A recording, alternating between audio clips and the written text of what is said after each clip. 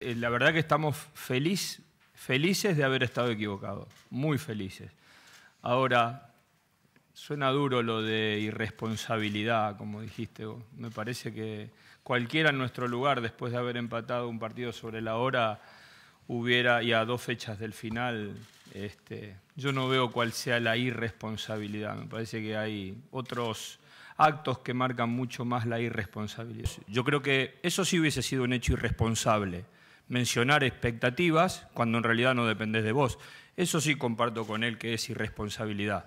Ahora, irresponsabilidad cuando hay un hecho muy marcado que dice que la liga no depende de vos, en absoluto. No hay ningún acto que el club haya llevado a cabo, ni esta semana, ni la anterior, ni en los 10 meses u 11 que yo llevo en el cargo, que hayan estado fuera de lugar. Desde el lugar del entrenador del Barcelona no hay nada que el club haya hecho que esté mal. No hay ningún resultado deportivo que modifique mi futuro en absoluto. Ni ganarla, ni perderla, ni ganar 2, ni ganar 3, ni ganar ninguna. Mi capacidad de asombro aquí no tiene absolutamente nada que ver con el fútbol.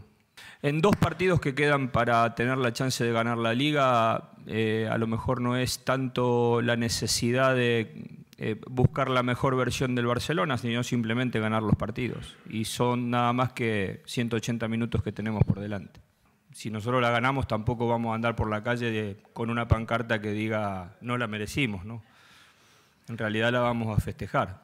Porque también es cierto que entre el mejor equipo de Europa y uno que hizo una temporada, bueno, casi desastrosa, entonces a lo mejor en cuanto a posibilidades de título, a lo mejor no hay casi diferencia, ¿no?